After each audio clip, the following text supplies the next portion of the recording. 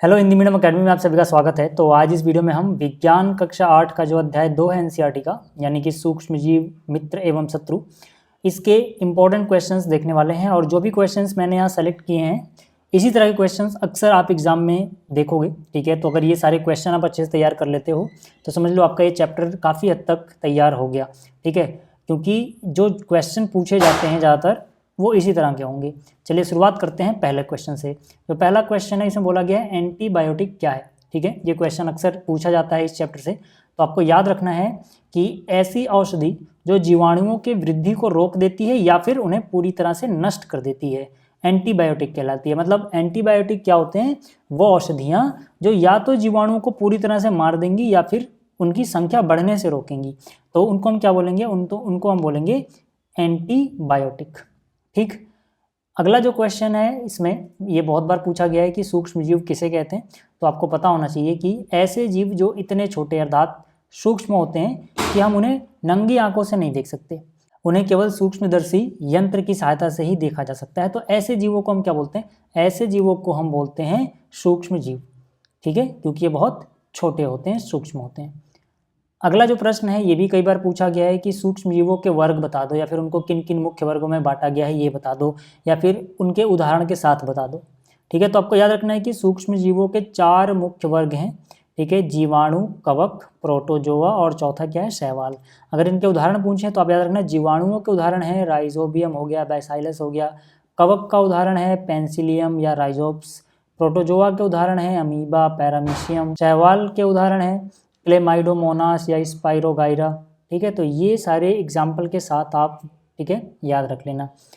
ठीक है, चलिए आगे चलते हैं। अगला है ईस्ट श्वसन के दौरान कौन सी गैस उत्पन्न करते हैं? ठीक है ना, कौन सी गैस उत्पन्न करते हैं? तो आपको याद रखना है कार्बन डाइऑक्साइड। ठीक है, एमसीक्यू में भी ये प्रश्न पूछा जा सकता है। अगला प्रश्न है जीवाणुओं और कवकों से उत्पादित होने वाले प्रतिजैविक यानी कि एंटीबायोटिक औषधियों के नाम लिखिए।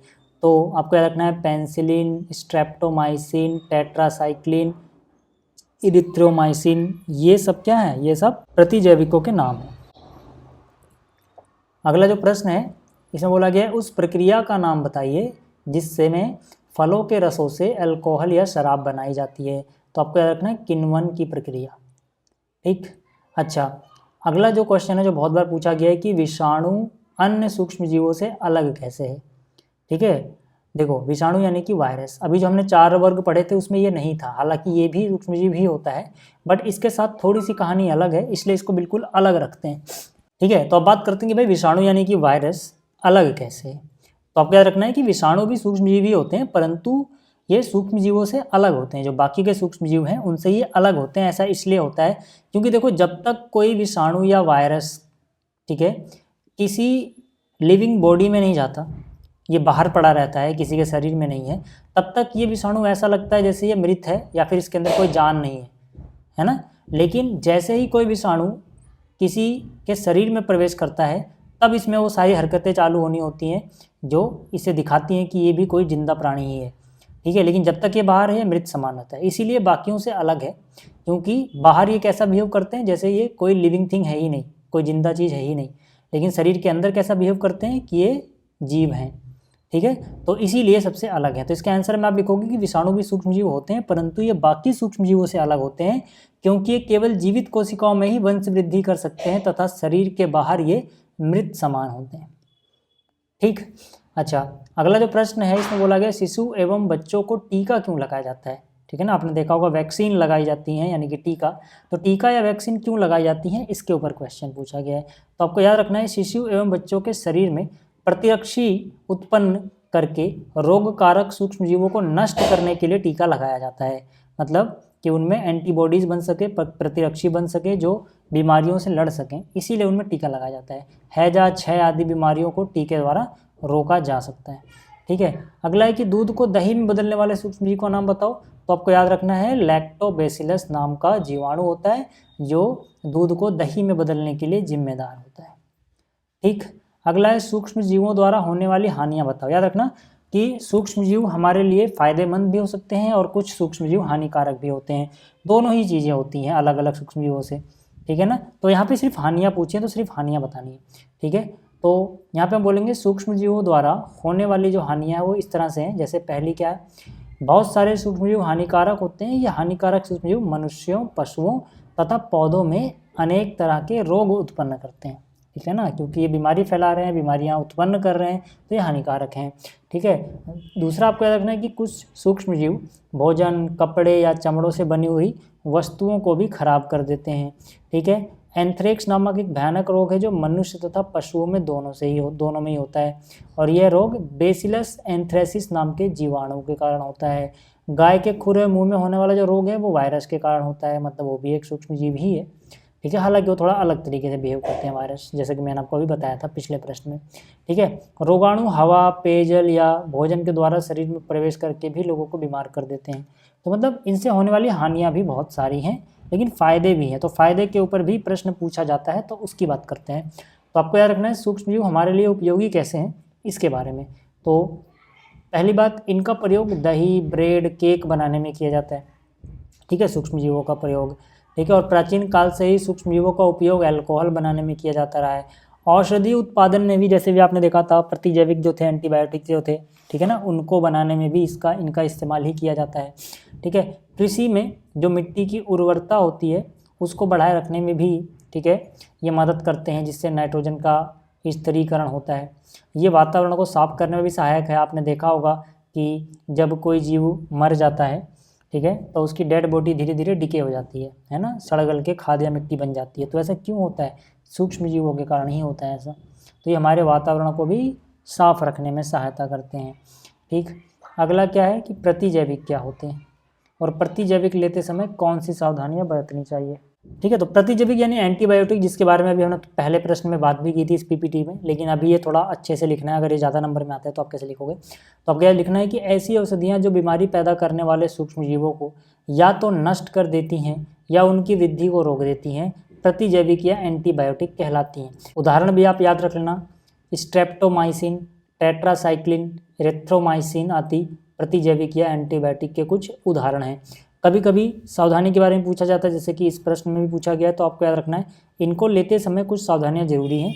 जैसे इनको केवल डॉक्टर की सलाह पर ही लेना चाहिए, साथ ही साथ इनका कोर्स पूरा करना चाहिए। अगर आप आधे अधूरी छोड़ दोगे तो उनका असर धीरे धीरे होना आपके शरीर पे बंद हो जाएगा या कम हो जाएगा, इसीलिए इनका कोर्स जो भी है वो पूरा करना चाहिए, ठीक है। अगला है कि संचरणीय रोग किसे कहते हैं। संचरणीय रोग मतलब जो फैलने वाले रोग हैं, दूर से भी फैल जाते हैं, ठीक है। तो सूक्ष्मजीवों द्वारा होने वाले ऐसे रोग जो एक संक्रमित व्यक्ति से स्वस्थ व्यक्ति में वायु, जल, भोजन या कायिक संपर्क मतलब बॉडी के टच होने से, ठीक है, द्वारा फैलते हैं, संचरणीय रोग कहलाते हैं।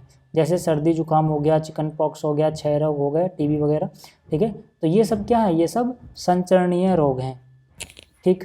अगला है कि संचरणीय रोग का मुख्य कारण क्या है, मतलब वो किसके द्वारा ज़्यादा फैलती है। तो सबसे ज़्यादा घरेलू मक्खियाँ जो होती हैं उनके द्वारा फैलती है।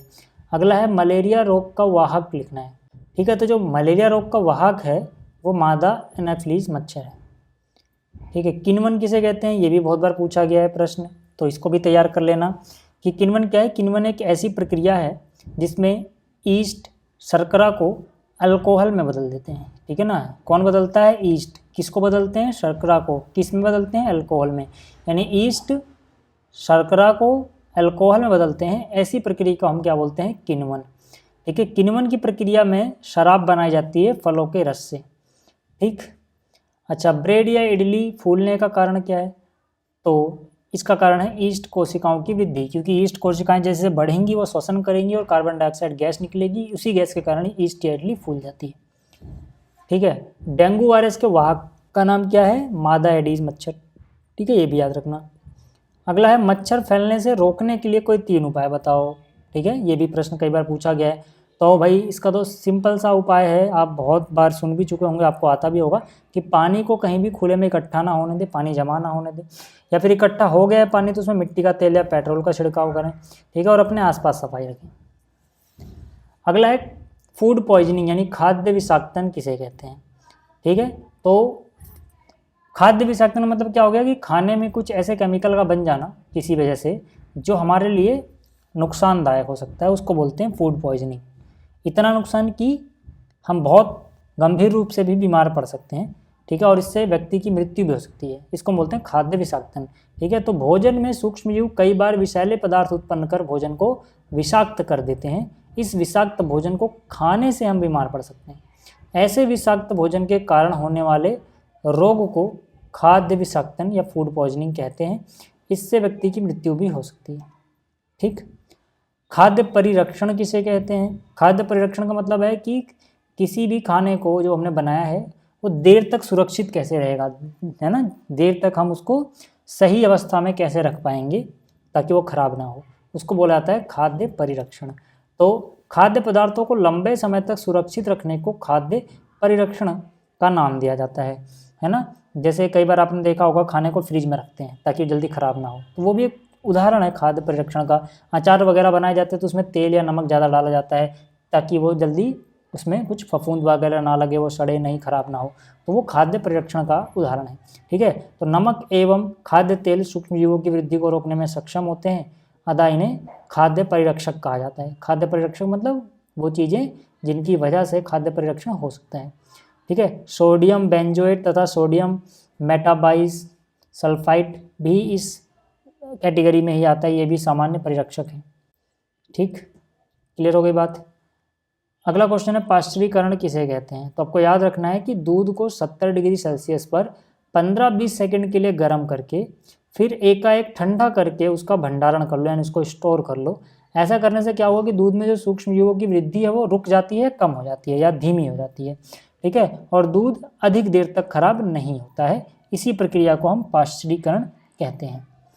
ठीक है, तो उम्मीद करता हूँ कि आपको ये सारे प्रश्न के उत्तर अच्छे समझ में आ गए होंगे। इन प्रश्नों को अच्छे से तैयार कर लेना। तो जल्दी मिलेंगे अगली वीडियो में। इस वीडियो को देखने के लिए धन्यवाद।